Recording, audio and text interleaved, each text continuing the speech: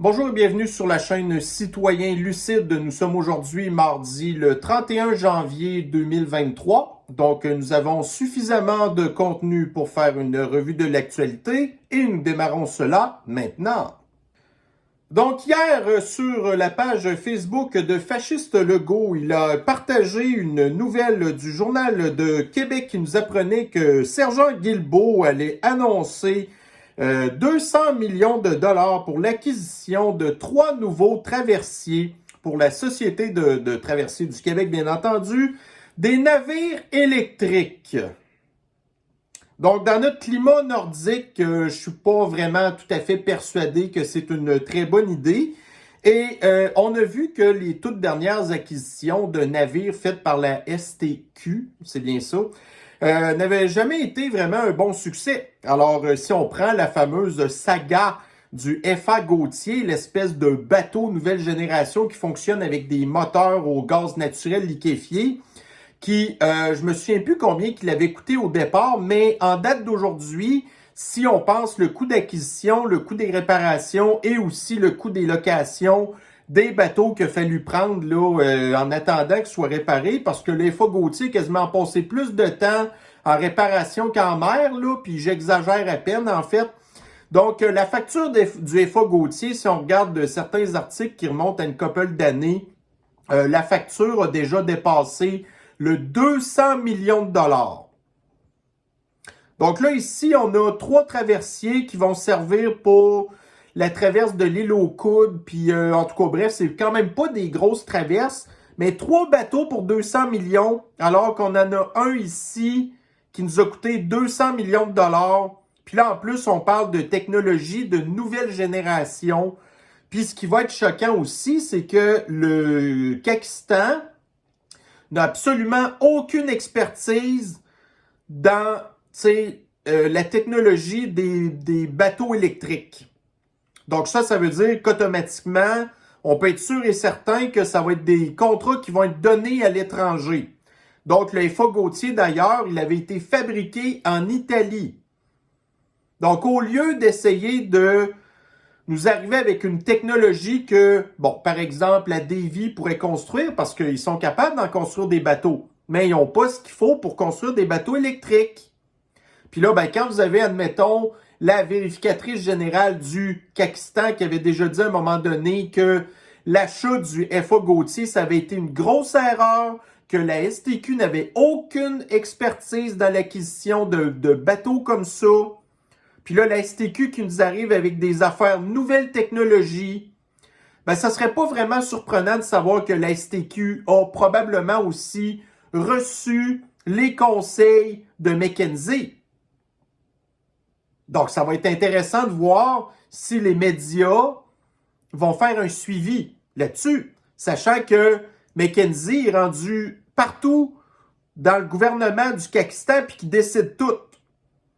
Même si ça a l'air que Fasciste Legault, selon ce que j'ai entendu dire là d'une entrevue que Éric Duhem a donnée à Radio Pirate expliquant la rencontre, comment ça s'était passé avec Fasciste Legault, puis qu'il avait pogné une heure quand que Duhem lui avait demandé, ben là, c'est quoi qui se passe avec les contrats de McKinsey? Puis là, Fasciste Legault dit, ils font juste nous donner des conseils, c'est moi qui décide.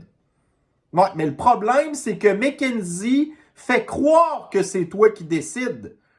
Mais quand que tu arrives avec des espèces de rapports avec plein de couleurs, puis que tu trouves ça bien cute, puis qu'en bout de ligne, tu dis c'est correct, ben ça veut pas dire que c'est toi qui décides ça, Fasciste Legault. Mais, tu sais, quand que vous êtes un espèce de petit dictateur à 2 scènes, c'est moi qui décide. En tout cas, fait que bref, la STQ avec ses histoires, fait que c'est ça. Donc encore une espèce de gaspillage d'argent. Et là, en plus, regardez, on parle de 3 navires. Parce que la STQ manque déjà de bateaux. Puis quand il manque de bateaux, ben là, admettons, prenez la traverse Lévis, il y a 2 bateaux. Ah oui, c'est vrai, il parle entre autres, je pense, de la traverse de Sorel-Tracy. Fait que tu sais, c'est pas une traverse super longue. Mais tu sais, quand il y a un traversier qui tombe en panne, ben là, ils sont obligés d'aller en prendre ailleurs. Fait que, admettons, l'année passée, ou même l'autre année d'avant aussi, pendant une grosse partie de l'année, ben, la traverse Lévis a fonctionné avec seulement un bateau. soit parce qu'un des bateaux est en panne ou soit qu'ils l'ont passé à quelqu'un d'autre.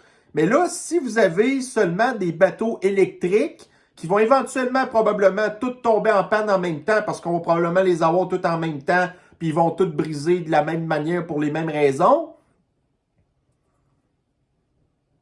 Tu sais, mais ça, c'est encore les aberrations de l'espèce de transition verte. Tu sais, d'avoir des bateaux qui fonctionnent au gaz naturel, c'est tel que tel. Ou de toute manière, je pense que même les bateaux diesel de nouvelle génération sont sûrement pas mal moins polluants que les bateaux qui souvent ils datent des années 70. Mais ça, c'est pas important. Il faut qu'on paraisse bien.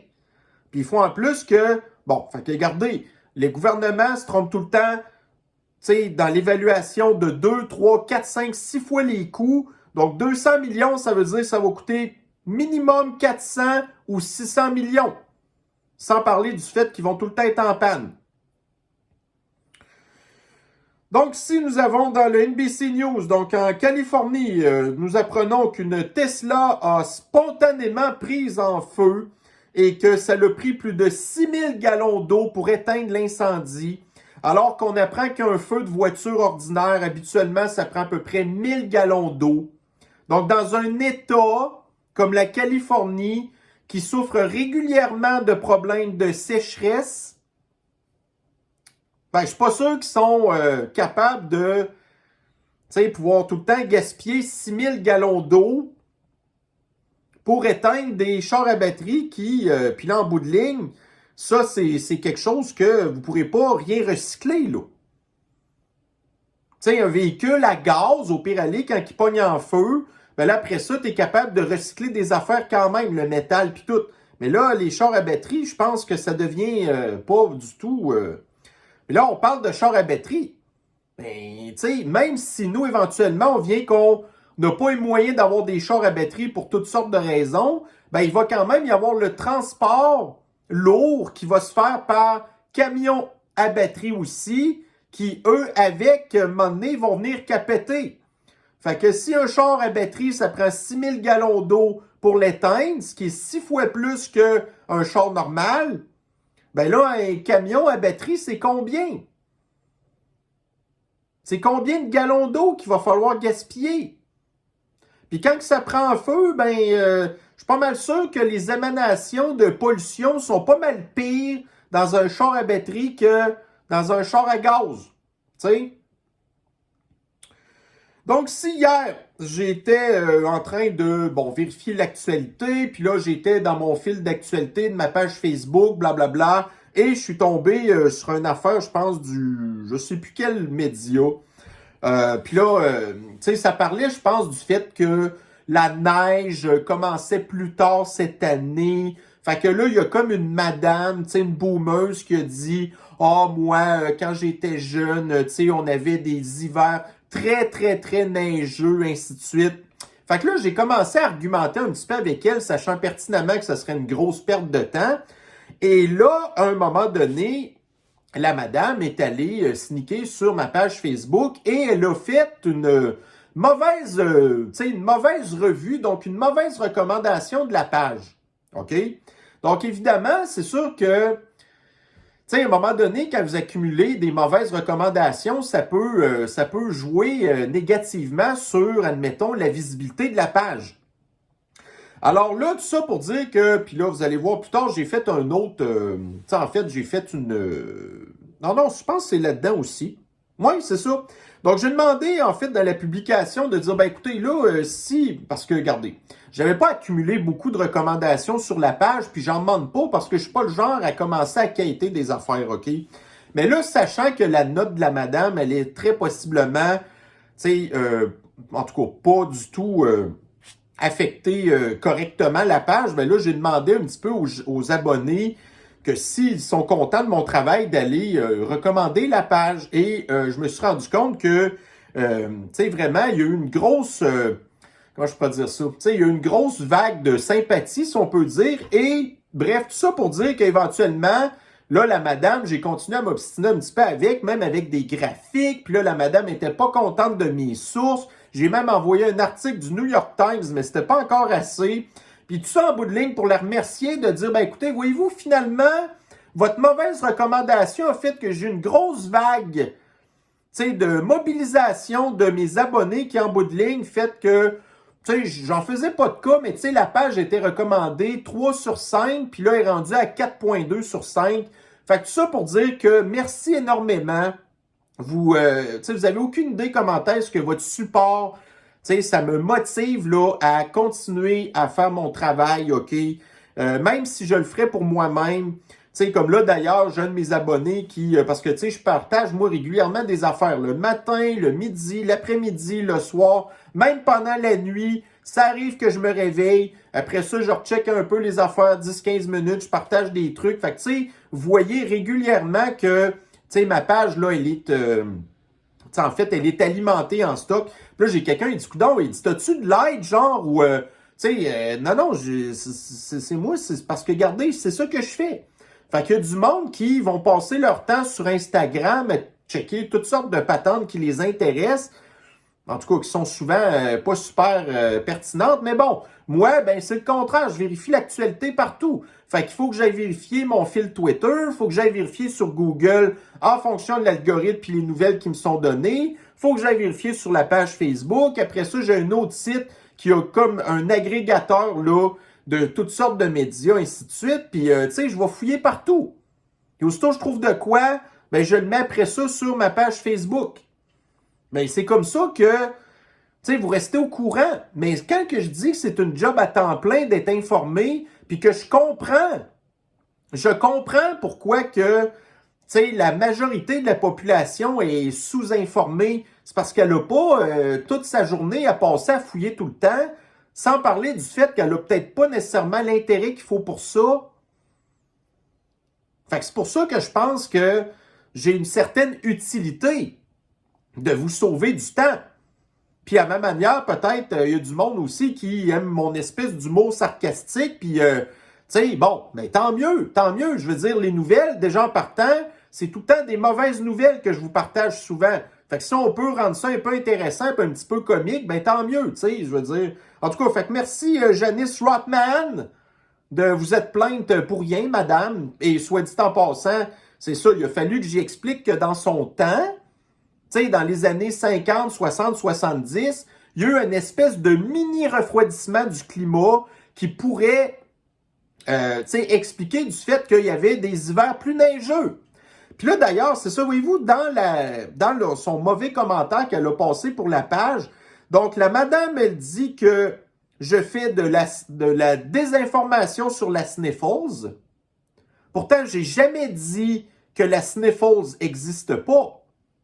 J'ai jamais dit ça. Il y a du monde qui dit ça. Moi, j'ai jamais dit ça. Par contre, ce que j'ai dit, c'est que c'est pas mal moins grave que ce qu'on nous a fait croire. Puis que dire que du monde qui meurt de la sniffles alors qu'ils sont morts avec la sniffles, ben c'est une méchante manipulation de l'information. Puis là, après ça, elle dit que je nie que le climat change.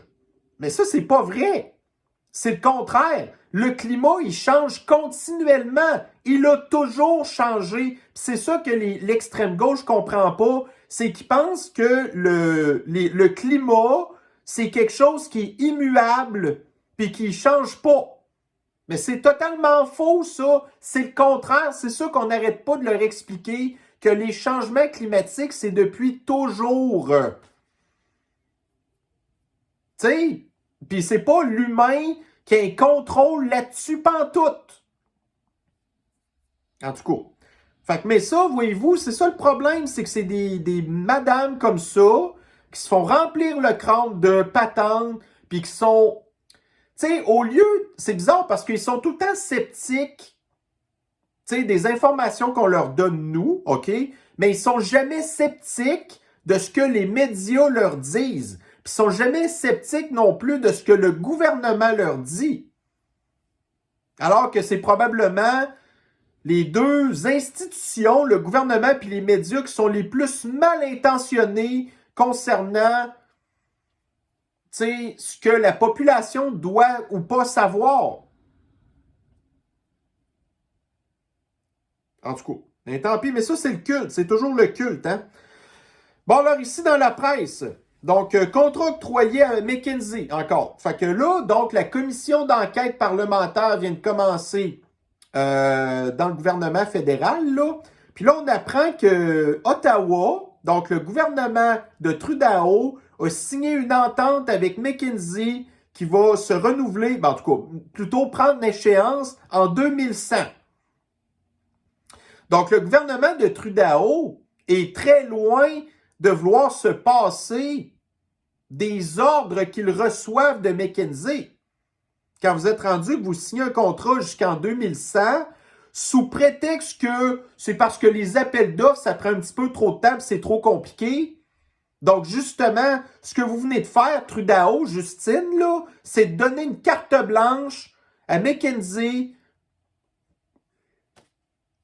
Mais les firmes de conseil comme McKinsey, ça n'a aucune influence sur les décisions du gouvernement. Fasciste Legault le dit, c'est lui qui décide. Puis Justine doit probablement dire les mêmes affaires. Donc, ici, dans le journal de Québec, une partie du vieux Québec piétonne cet été. Donc là, il y a plusieurs rues puis plusieurs secteurs de la ville qui vont être complètement interdits de circulation automobile, de camions. Fait que là, vous avez 50% des commerçants qui ne voulaient pas répéter l'expérience parce qu'ils ont perdu beaucoup de chiffre d'affaires. Ben là, le communiste de maire Bruno Marchand va le faire pareil. Puis là, pire que ça, il avait même pensé fermer toutes les rues, en fait, là, en fait, ce qui est considéré comme les murs de la ville de Québec, là. Fait que ça, c'est comme pas mal tout le vieux Québec. Donc, il y avait un comité qui avait pensé faire ça. Puis là, ils ont dit, ouais, c'est peut-être un petit peu trop, là. En tout cas, regardez, s'ils pensent que... c'est ça le problème, c'est que là, les seules personnes qui vont aller là, ben, c'est les gens qui vivent dans le secteur. Mais toutes les autres qui vivent en banlieue, qui de temps en temps allaient faire des commissions dans le Vieux-Québec, ben là, ils iront plus. Puis c'est pas vrai qu'ils vont prendre le transport en commun. Ça, c'est une utopie de croire ça. Mais comme étant donné que l'extrême gauche fait tout le temps dans l'utopie, puis dans les mythes, puis dans les trucs qui n'existent pas, puis qui ne comprennent pas la population, parce qu'eux, il ne faut pas oublier une affaire. Ils sont peut-être quoi, 10% de la population, puis ils ne comprennent pas comment est-ce que le 90 autres % de la population y pense, OK? Fait que là, ben c'est ça. Donc là, les commerçants, ben ils vont avoir de la misère. Puis ils vont souffrir. Puis là, en plus, ben là, vous avez une augmentation du compte de taxes des commerçants qui seront plus capables de rentrer dans leur argent. Alors ici, nous avons dans le Journal de Montréal, donc les États-Unis ne donneront pas d'avions de combat F-16 au pays du poudré, assure Joe Biden. Donc les États-Unis eux-mêmes n'ont pas besoin d'envoyer des F-16. Mais l'affaire, c'est qu'il y a plusieurs pays de l'OTAN qui en ont. Alors moi, tout de suite, quand j'ai pensé à ça, j'ai dit, ben c'est justement, donc les États-Unis n'ont pas besoin. Mais moi, je savais très bien que la Belgique, par exemple, a une bonne flotte de F-16 qui sont en train de remplacer par des F-35. Et puis là, plus tard, j'ai appris que le Pays-Bas, donc le Pays-Bas a aussi des F-16 qui sont en train de remplacer par des F-35. Et vous avez la Pologne aussi, ça a l'air qui ont des F-16 qui voudraient les refiler aussi au pays du poudré. Puis eux aussi, la Pologne, ça a l'air qu'ils sont en train d'acheter des F-35. C'est comme par hasard. Donc, le vieux stock de F-16, qu'on ne sait pas trop quoi faire avec, parce que c'est souvent des avions qui ont 30, puis 40, puis 20 ans d'âge, mais là, on ne sait pas quoi faire avec. Fait que tant qu'à y être, ben, on va les donner au pays du poudré. Puis on va en profiter pour justement remplacer nos avions, par des avions qui sont, évidemment, des F-35 qui sont faits par les États-Unis, qui coûtent à peu près 90 millions chacun. Ça, c'est une autre façon de blanchir de l'argent. Fait qu'on ne sait pas quoi faire avec nos vieux F-16. Puis là, l'affaire, c'est que les pilotes du pays du Poudré sont pas formés pour piloter des F-16. Ils pilotaient encore des MiG-29, qui sont des avions qui datent des années 70. Fait que là, ça va leur prendre des mois, puis des mois de formation pour piloter des F-16. Le MiG-29, c'est un avion de 3e génération. Puis le F-16, c'est un avion de 4e génération. Ça n'a rien à voir. Puis c'est où qu'ils vont les trouver, là, les pilotes, les poudrés? Je sais pas. Fait que là, ben, éventuellement, on va apprendre que, au même titre que pendant la guerre de Corée, ben, vous aviez des Soviétiques qui pilotaient les MiG-15 des Coréens du Nord. Puis pareil, admettons, la guerre du Vietnam. Fait que là, ben, éventuellement, il va y avoir des pilotes de l'OTAN qui vont piloter les F-16 qui ont été donnés au pays du Poudré, puis ils vont nous faire croire non. Mais là, le truc, c'est que des avions, c'est quand même assez facile à descendre. OK? Donc, l'Empire soviétique a des batteries anti-avions qui vont pouvoir utiliser contre les F-16, qui sont un avion qui, pourtant, a un des meilleurs scores au niveau militaire. C'est un des meilleurs avions qui a existé, ça, là. Mais là, ils vont se faire descendre comme des mouches parce qu'ils sont pilotés par des incompétents puis que l'Empire soviétique est équipé pour se défendre contre ça. Fait que là, ben, c'est pas pour rien que le Poudré, il demande des missiles à longue portée, puis il demande... en tout cas, là, éventuellement, il va sûrement demander l'arme nucléaire, là. Il doit être à veille. Parce que ça a l'air que jusqu'à date, il n'y a personne qui est capable de dire non. Donc, c'est dans la presse. Donc, baisse de service à la SAQ. Une transition qui cause des problèmes partout au Pakistan. Donc, nous avons ici un petit texte, mais surtout, cette transition représente un premier test pour Québec.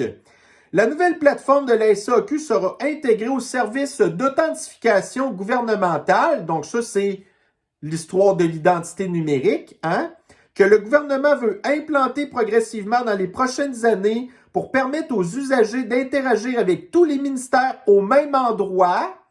Donc, la centralisation de toutes nos données qui vont être une proie tellement facile pour les pirates informatiques. Puis quand que le système va planter, ben tout va planter, là. Parce que là, si vous faites affaire avec le ministère des Finances, puis que là, le système du ministère des Finances plante, ben au moins les autres ministères, ils continuent à fonctionner. Mais là, quand cette plateforme-là va planter, parce que ça va être trop gros encore, ben là, tous les services du gouvernement vont tomber en panne aussi, pour permettre aux usagers d'interagir avec tous les ministères au même endroit de manière sécuritaire. Il n'y a personne qui croit ça, que c'est sécuritaire. Fait que là, voyez-vous, entre autres, à terme, ce service devrait prendre la place de ClickSecure. Donc, ClickSecure vous permet d'avoir accès à votre dossier du ministère des Finances. Donc, tout ce qui est en rapport avec vos impôts. Fait que là, les pirates informatiques vont avoir accès à ça aussi. Puis comme on disait, voyez-vous là, regardez, un système informatique, souvent, ça plante pendant qu'il y a des forts achalandages. OK? Fait que prenez pendant la période des impôts, ben il y a des forts achalandages. Fait que là, le système, ben, il va planter pendant la période des impôts, alors qu'on en a le plus besoin. C'est ça qui va arriver, là. C'est clair. C'est clair que c'est ça qui va arriver. Donc, si nous avons dans ici Radio-Canada, donc sobriété énergétique, comment les économies font-elles une différence? Donc, si Fasciste Legault veut que les Québécois réduisent leur consommation d'électricité pour aider le Pakistan à réduire sa transition énergétique, non, à réussir sa transition énergétique, bla, bla, bla, bla, bla, bla. Donc ça, Radio Shinada dit que Fasciste Legault, il est pour la sobriété énergétique. OK? Mais là, ici, nous avons dans le MSNBC un article rapporté du Devoir qui nous dit que Fasciste Legault tempère les ardeurs du Foreman pirate de Fitzgibbon sur la sobriété énergétique. Donc là, qui doit-on croire? Radio Shinada ou Le Devoir? Faites votre choix. Donc là, on apprend plus tard les détails, c'est que la sobriété énergétique, ça va commencer avec les entreprises qui sont les plus gros payeurs d'impôts puis de taxes du Pakistan. Donc là, les entreprises, sachant qu'ils vont se faire presser le citron pour faire attention à leur consommation d'électricité, ben, ils ne seront pas intéressés à s'installer ici.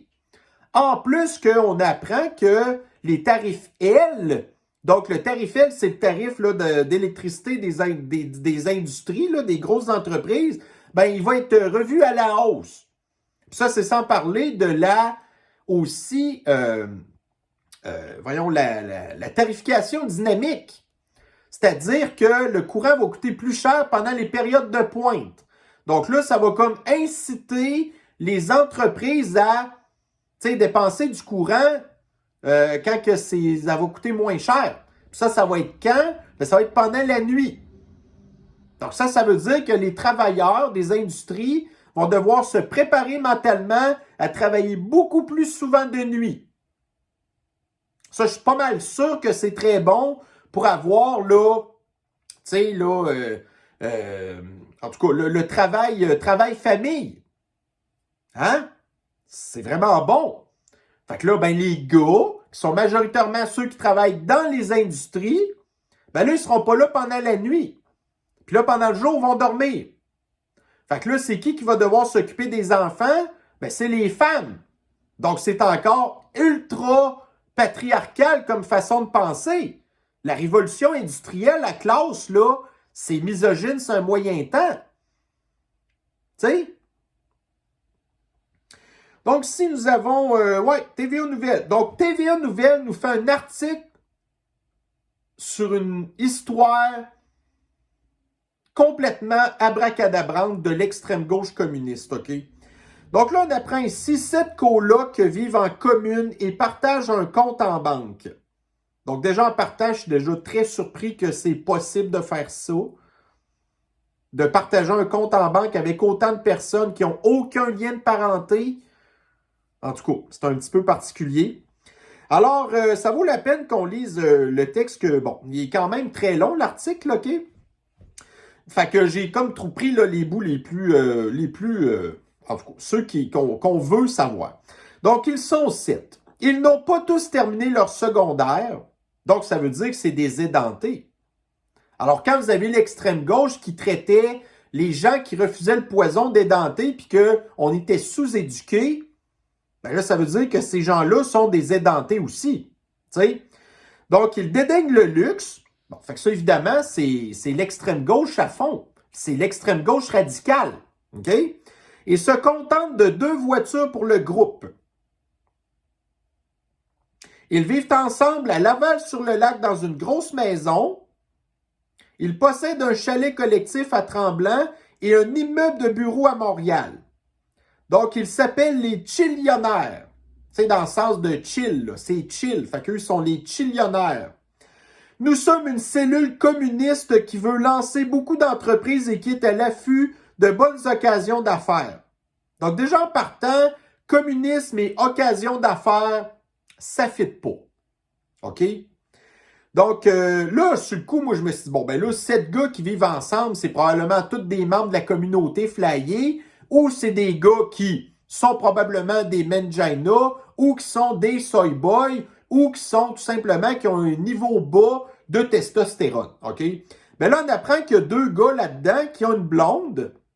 Fait que là, donc des filles de l'extrême gauche encore. Fait que là, écoutez, moi, je ne sais pas c'est quoi l'espèce d'entente qu'ils ont ensemble, là. Est-ce qu'ils font des orgies ou des affaires de même? Écoutez, ça, là, ce truc-là, c'est carrément une secte, OK? C'est plus juste un culte. Le culte, là, ça peut être gros, OK?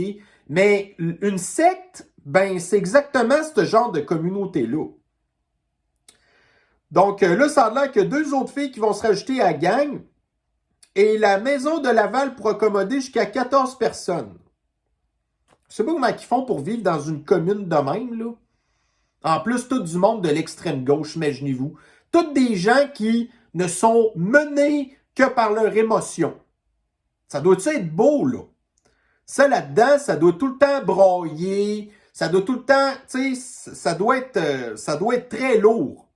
Puis là, ça doit être, tu sais, justement, les fameux gratteux de guitare du plateau, tu sais, de matricule 728. Ben ça, il doit y en avoir des gratteux de guitare là-dedans. D'ailleurs, voyez-vous, j'ai une photo des gars en question. Il y a du poêle là-dedans pas mal. Puis pas des poêles de métalleux, là. Des poêles de gratteux de guitare qui chantent en québécois c'est un méchant temps. Pas la grosse virilité, ça, là. Tu sais?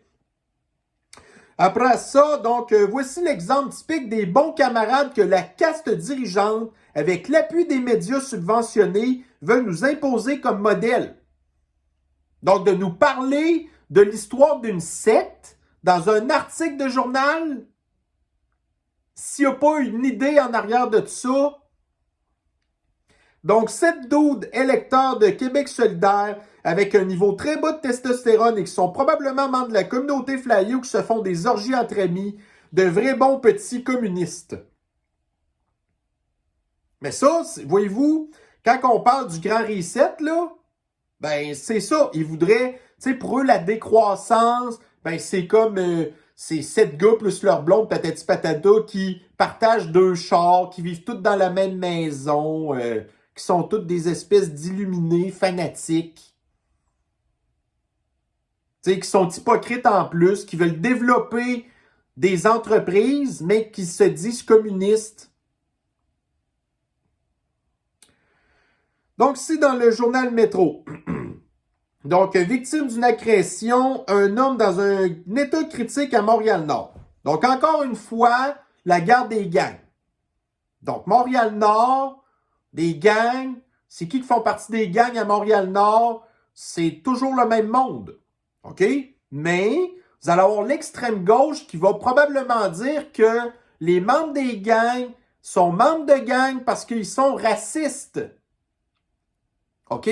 Ils sont devenus, puis ils sont suprémacistes blancs, puis ils sont comme dans les gangs parce que c'est comme les blancs, à cause de leur mentalité, qui font que indirectement, ben, les membres des gangs de rue, ils sont là à cause des blancs, genre.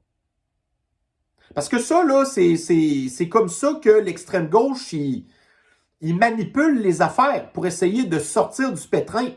Puis de toujours blâmer les Blancs pour tout ce qui se passe. Même la culture assez louche que certaines communautés peuvent avoir, ben c'est comme toujours la faute des Blancs. Tu sais? Ouais. Donc, si j'ai tombé sur une vidéo, regardez ça, c'est mon algorithme de YouTube qui me l'avait suggéré en plus, parce que je sais pas, ils doivent croire que McKenzie, ça m'intéresse. Fait que là, ici, vous avez un petit gars qui est dans la vingtaine, donc un Génération Z, OK, qui a fait une vidéo d'à peu près 9 minutes pour parler de son expérience pour avoir travaillé pour McKenzie. OK? Donc, le gars est allé à l'université à l'âge de 20 ans. Il a commencé déjà à travailler chez McKenzie, puis là, au début, il capotait. Parce que là, il y avait des contrats avec des grandes entreprises puis des gouvernements, puis le gars qui a aucune expérience de vie, puis qu'on ne sait pas trop c'est quoi sa formation qu'il a eu à l'université. Puis en plus, les universités, c'est juste des histoires d'extrême gauche, puis de l'endoctrinement, puis apprendre des affaires par cœur, faut pas que tu les comprennes. Puis faut pas que tu aies de la pensée critique. OK? Fait que là, le gars, il arrive des entreprises, puis là, après ça, il capote parce qu'il connaît rien de rien. Puis après ça, ils vont pondre des espèces de rapports de conseils qui sont faites par toute une gang de gens qui n'ont aucune expertise dans rien du tout.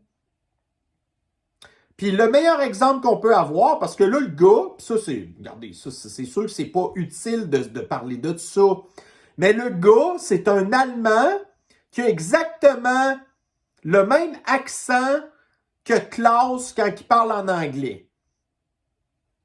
En tout cas, ça aide pas vraiment.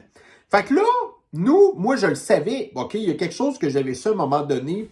Est-ce que vous vous rappelez de Léo Bureau-Blouin? Ça, je vous défie de dire ça vite. Léo Bureau-Blouin. Léo Bureau-Blouin. OK? C'est clair que vous allez vous enfarger à un moment donné. Là, c'est imprononçable rapidement. Léo Bureau... Voilà, calife. OK?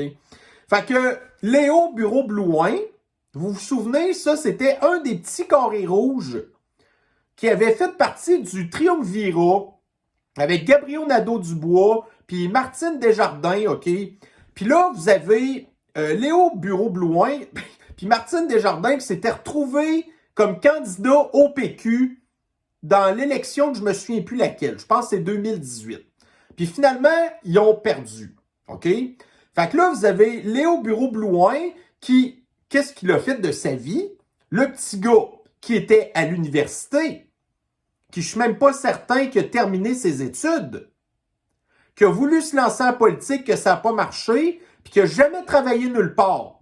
Ben où est-ce que le gars s'est ramassé? Chez McKinsey. Donc, vous avez son profil LinkedIn. Léo Bureau-Blouin. Donc, c'est un associé de McKinsey. Fait que là, ben lui, il travaille pour les bureaux du Québec, du Pakistan. Fait que le gars, il a aucune expertise dans rien du tout. Puis là, s'il a commencé à travailler pour McKinsey, ça doit faire peut-être 3-4 ans. Ben là, il est comme rendu un associé quasiment senior. Un petit gars qui n'a jamais travaillé dans rien dans sa vie.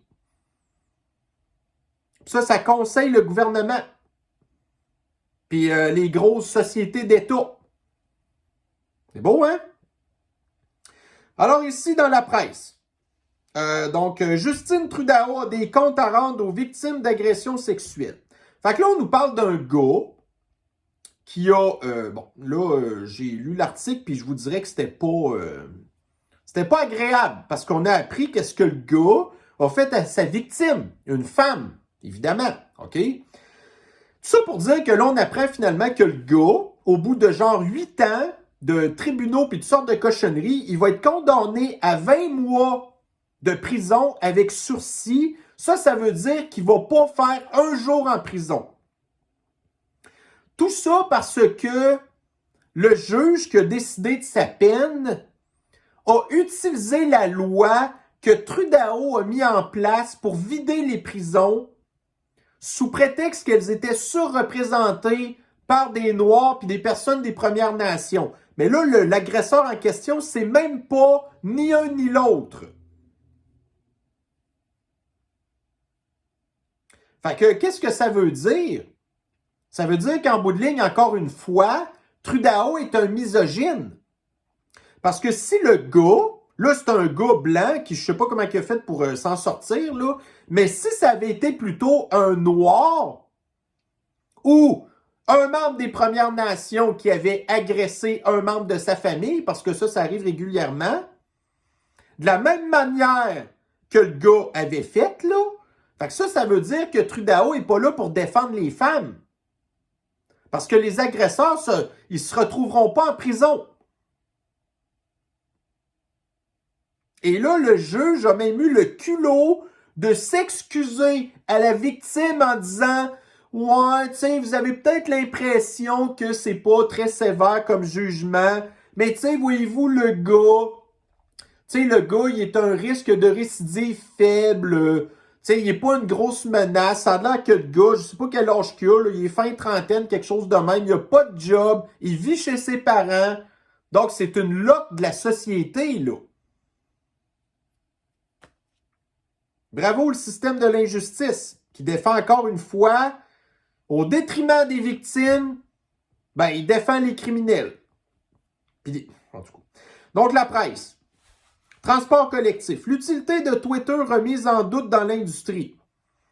Donc, la plupart des sociétés de transport, quand ils ont des pannes, ben souvent, ils vont utiliser les réseaux sociaux pour annoncer des pannes. Parce qu'ils savent que leurs usagers, souvent, ben, ils vont se tenir au courant.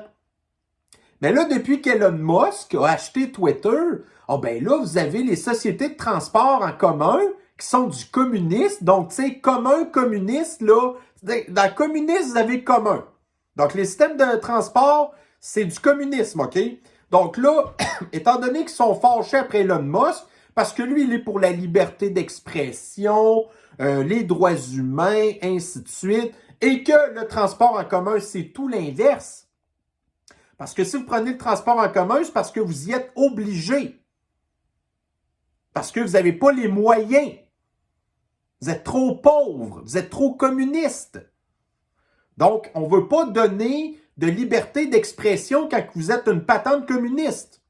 Fait que là, maintenant, ben là, c'est bizarre parce que, voyez-vous, vous avez la STM, entre autres, qui pose des affaires sur TikTok.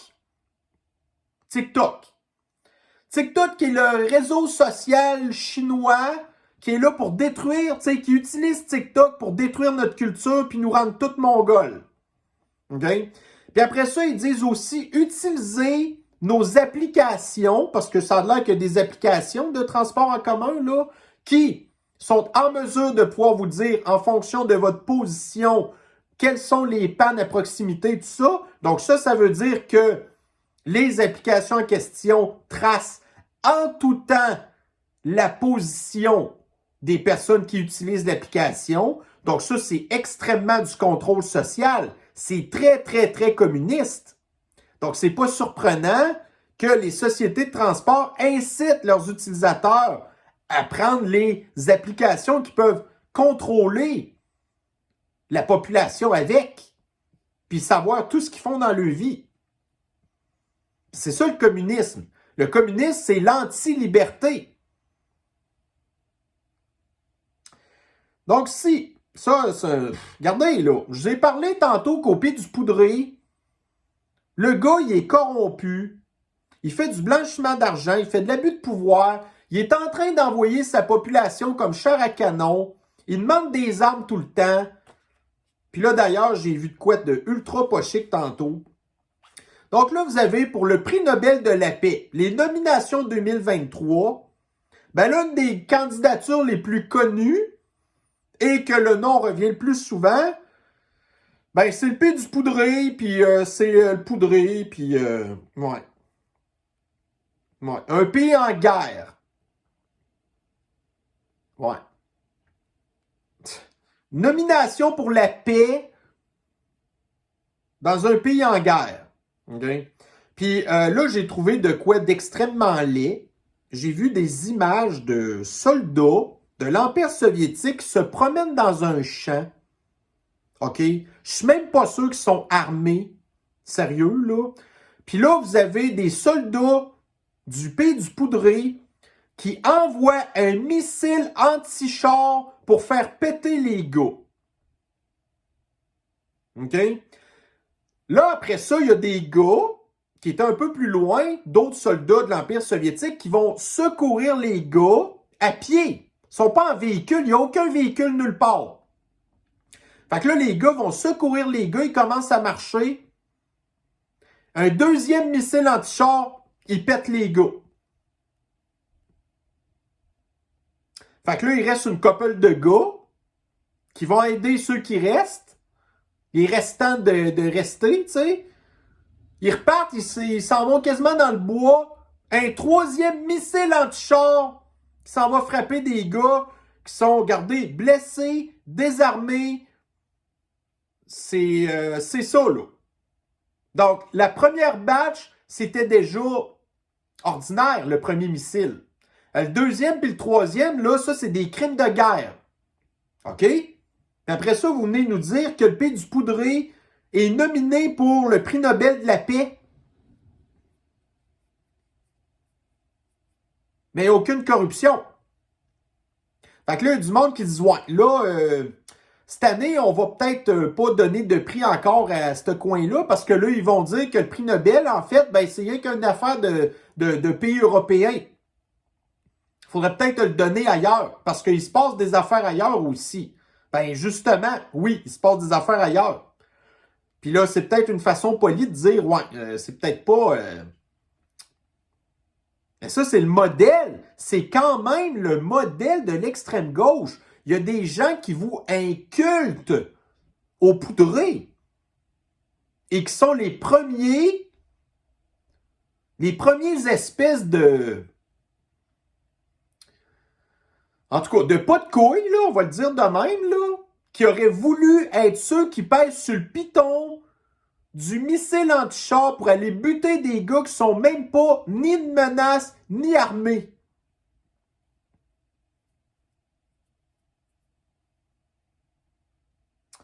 Donc, si dans le Daily Mail, alors il y a une grosse compagnie de pots, OK, qui va fermer ses installations en Californie parce que c'est tellement rendu compliqué. Et en plus, quand vous prenez bout pour bout à peu près toutes les charges que les compagnies, les fabricants de potes légaux doivent payer comme taxes et comme impôts au gouvernement, ça représente à peu près 80% de taxes. Donc là, les compagnies ont plus les moyens. Fait que qui va reprendre la place? Le marché noir. Fait que là, au début, vous aviez les gouvernements de l'extrême gauche qui pensaient faire de l'argent avec les taxes du POTS. C'est comme les taxes du tabac. Ils pensaient faire de l'argent avec les taxes du POTS. Mais là, c'est tellement rendu compliqué que finalement, au bout d'une couple d'années, le marché noir, il reprend la place. Les entreprises légales de POTS. Fait que là, justement, il y a eu un référendum il n'y a pas longtemps pour légaliser le POTS à New York. Puis là, le maire de New York, il dit « Oh non, non, on va... Regarde, sérieusement, là, tu sais, les espèces de petits singes, là, les Ouistiti, là, sont plus intelligents que le maire de New York. OK? Fait que, regardez, ça a été un échec en Californie, puis là, le maire de New York pense que chez eux, ça va être mieux. Puis ça n'a pas été mieux chez nous. Tu sais, avec la légalisation du pot au Canada, encore une fois, les entreprises de fabricants de potes ont fait une petite passe de cash, les amis à Trudeau ont fait une petite passe de cash, puis là, on l'a vu, toutes les actions sont toutes plantées. Puis les entreprises à cette heure, ils ont des problèmes financiers. Puis est-ce que vous entendez que votre marchand votre vendeur de potes au noir, lui, est-ce qu'il a de la misère? Non. Tu sais, comme un des plus gros vendeurs de potes illégales, c'est entre autres la réserve de Kanesatake. Ils ont-ils des problèmes financiers, la réserve de Kanesatake? Non. Tu sais? Bon, là, ici, dans Daily Mail. Ouais, un gars. OK? Le monsieur, c'est un médecin qui est le chef d'une chaire de médecine dans une université ou dans un hôpital, je ne me souviens plus trop, en Californie, qui dit que pour le restant de ses jours, il va porter la guenille dans la plupart des endroits qu'il va aller où il y a un petit peu de monde, OK? Le gars, c'est un médecin. C'est supposé être un expert, un professionnel de l'anti-santé. En tout cas, c'est ça qu'il est, en fait, là. Ouais. Puis là, vous avez ici, c'est bizarre, parce que vous avez, tu sais, je sais pas pourquoi ils ont mis ça, mais ils nous montrent une photo de son chien. Puis s'il y a quelque chose qui peut, entre guillemets, puis ça veut pas dire que j'aime pas les chiens, là, mais s'il y a quelque chose qui est pas ultra propre, c'est bien un chien qui se liche constamment les parties ou le derrière, qui sniffe toutes sortes d'affaires de partout, puis après ça, il s'en va te licher la face.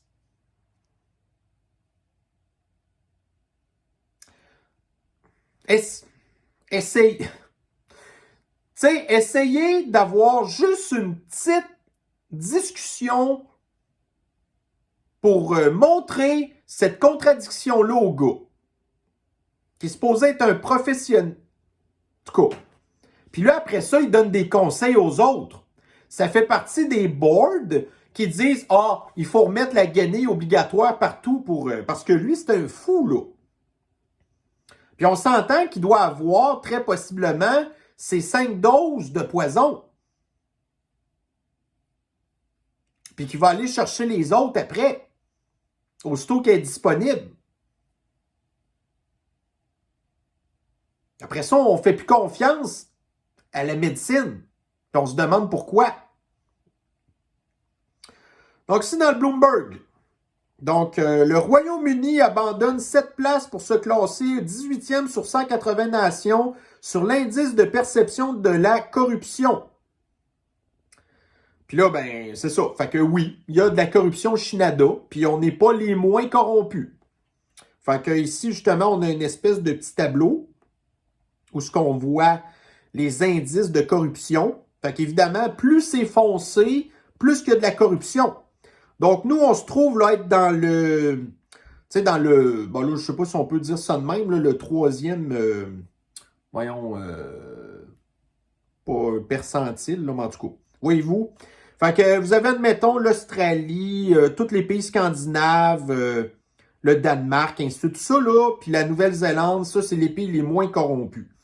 Après ça, en deuxième place, là, tu sais, genre dans les plus corrompus, ben là, c'est ça. Vous avez le Canada, les États-Unis, la plupart des pays européens, le Moyen-Orient. Après ça, ben là, vous tombez dans les pays comme, par exemple, l'Empire soviétique, la Chine, le Brésil, ainsi de suite. Les plus corrompus, ben c'est l'Afrique, sans surprise. Puis ça doit être probablement, encore une fois, à cause de qui? À cause des Blancs. Tu sais? Oui. Ici, dans le monde. Alors, climat. Le monde, c'est très extrême gauche comme média, OK? Donc, climat. Taxer les plus riches permettrait à la fois de lutter contre le réchauffement et de réduire la pauvreté. Pensez à ça comme il faut, OK? Donc, taxer les riches permettrait à la fois de lutter contre le réchauffement et de réduire la pauvreté. Fait que moi, sur le coup, regardez, je trouve que ça n'a absolument aucun sens. Fait que j'ai comme répondu, donc, appauvrir les riches va les rapprocher des pauvres, parce qu'eux aussi vont comme s'appauvrir, si on peut dire, ce qui réduira la pauvreté. Laissez-nous réfléchir à cette théorie, OK? Tu sais, dans le fond, c'est comme ça va réduire l'écart entre les riches et les pauvres. En bout de ligne, tout le monde va être pauvre égal. En tout cas, je sais pas. Mais tu sais, c'est très communiste comme façon de parler, ça. Alors ici, dans les Échos. Donc, les Échos ont retweeté. Les Échos, c'est très de l'extrême gauche encore. Un autre média français. Une affaire de Mathieu Viviani qui dit, tout content, une première en 2022, les coupe-gorges pour oiseaux et les panneaux solaires fabriqués en Chine ont dépassé le gaz dans la production d'électricité en Europe. Et le gars a la mauvaise idée d'aller nous mettre une belle photo des panneaux solaires qui sont en plein sur une espèce de montagne de nature avec l'espèce de beau paysage en arrière que si vous faites de la peinture, vous allez probablement vous installer là pour faire un beau tableau. Mais là, depuis qu'il y a des panneaux solaires fabriqués en Chine qui sont un îlot de chaleur en plus, mais ça, c'est une victoire pour l'extrême gauche d'avoir violé la biodiversité, de l'avoir détruite.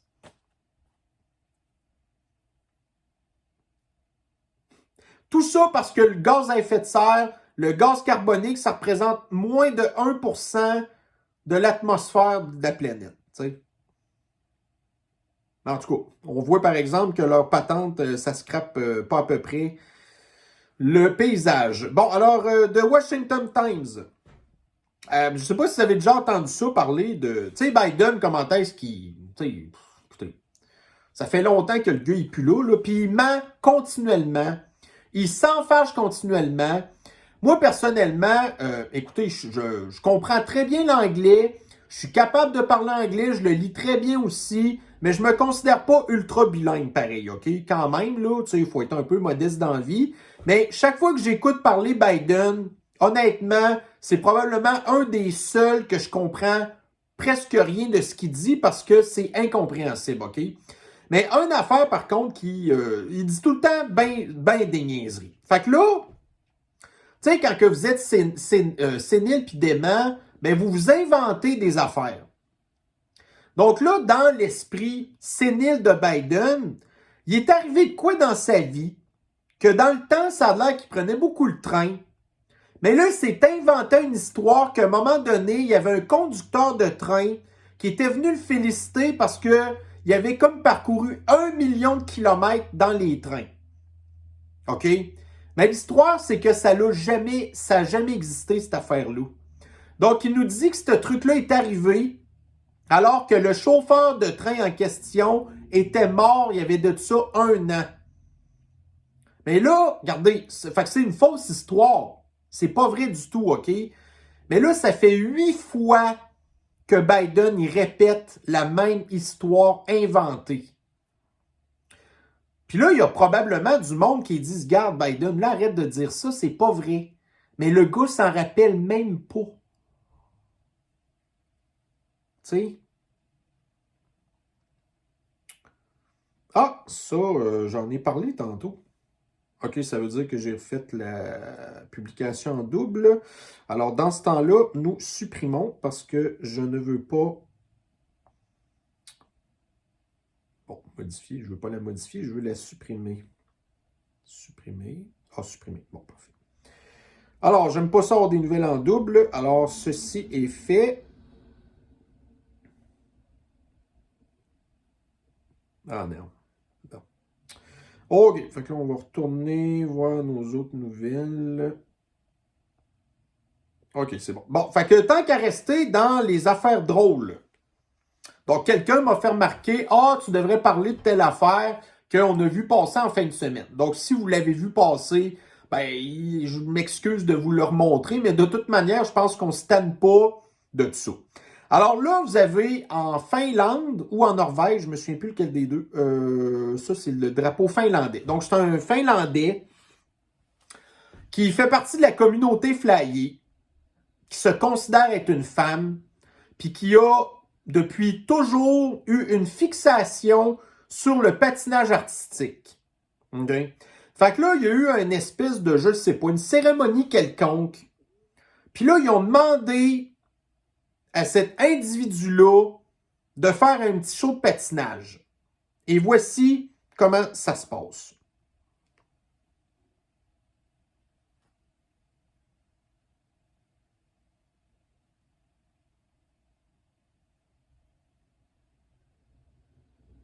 Oh non! Oh non! Fait que là, il essaie de se relever, pas capable. Et là, qui va l'aider? Donc, une vraie femme.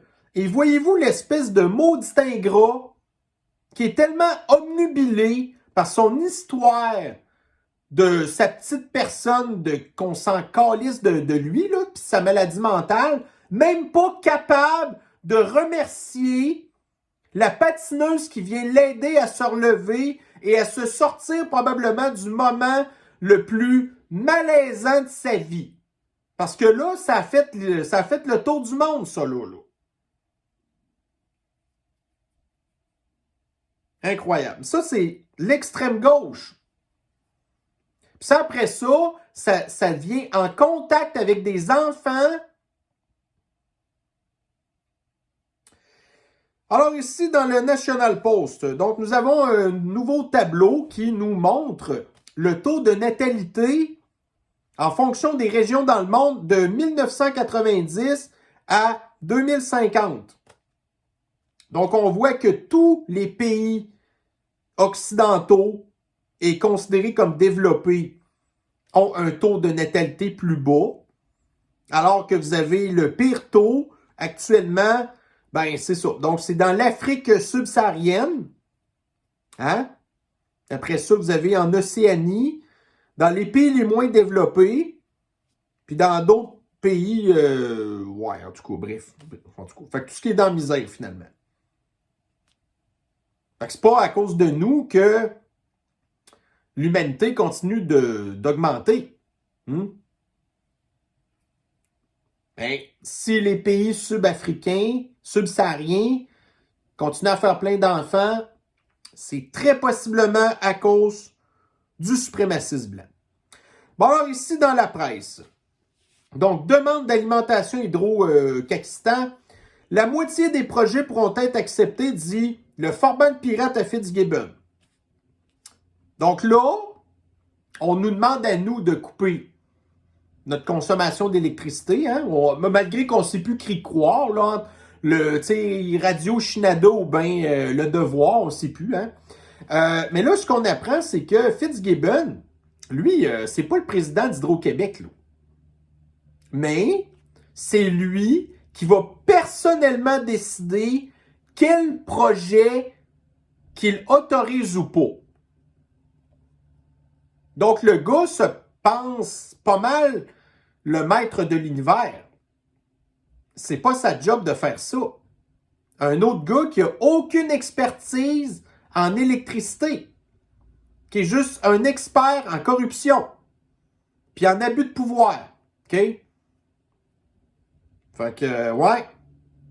Donc là, j'espère que les entreprises vont être assez intelligentes en voyant ce qui les attend, de se dire, ben, c'est pas très gagnant ce que vous nous offrez comme condition au Kakistan. On va aller s'installer ailleurs plutôt.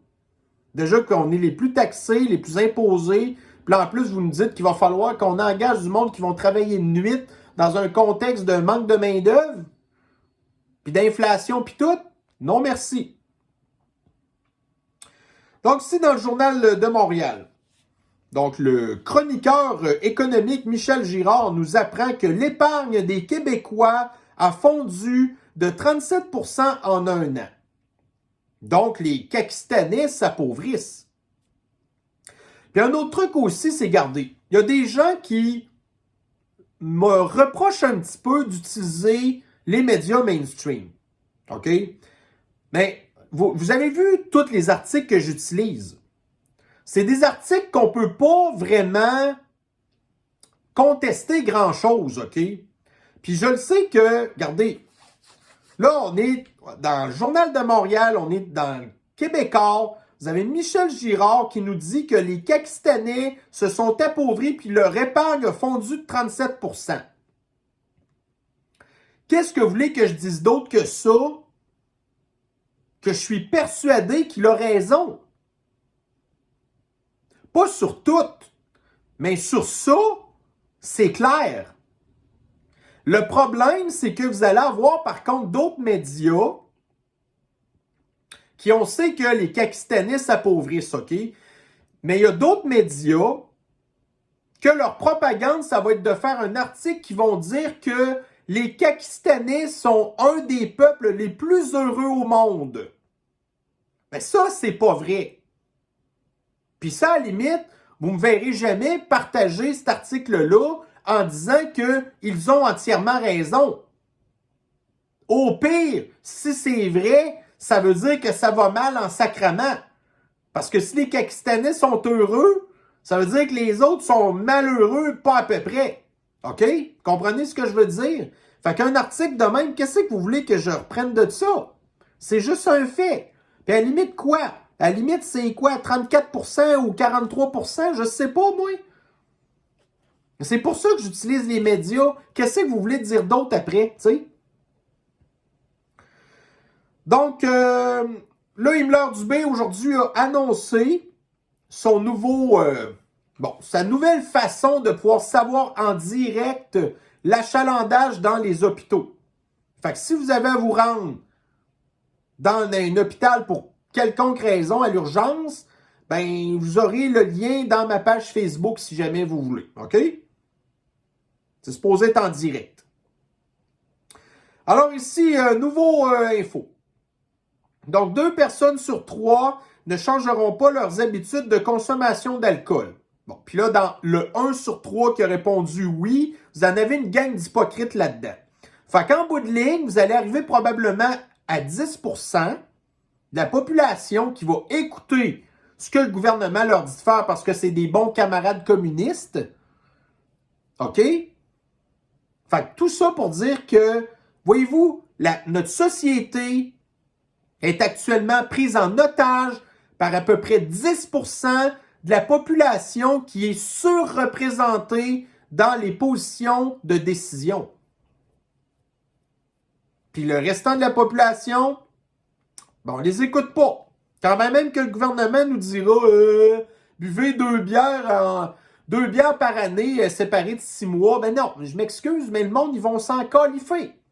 Surtout en plus dans le contexte qu'actuellement, on va s'accrocher par tout ce qu'on peut pour essayer de se faire un petit peu de bonheur, tu sais.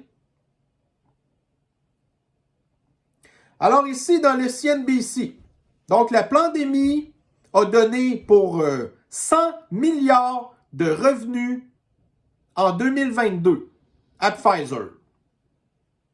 Et l'extrême gauche communiste qui est contre les grandes corporations, qui est contre les produits chimiques, qui est contre, en tout cas, ben là, ils défendent Pfizer.